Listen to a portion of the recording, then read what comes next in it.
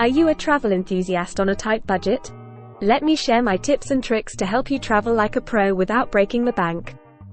First and foremost, it's important to carefully plan your travels in advance to take advantage of the best deals and discounts available. Consider traveling during the off-peak seasons when prices for accommodation, flights, and attractions are significantly lower. Be flexible with your travel dates and destinations to score the best deals on flights and accommodations. When searching for accommodation, consider options like hostels, guest houses, and Airbnb, which are often much cheaper than hotels. To save money on food, eat like a local and explore street food vendors and local markets for delicious and affordable meals. Avoid eating at touristy restaurants, as these tend to be more expensive.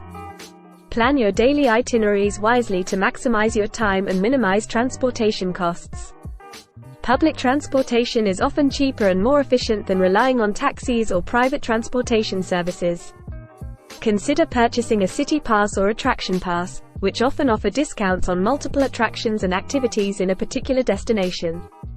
When it comes to shopping, try to avoid tourist-centric areas and instead explore local markets for unique and affordable souvenirs.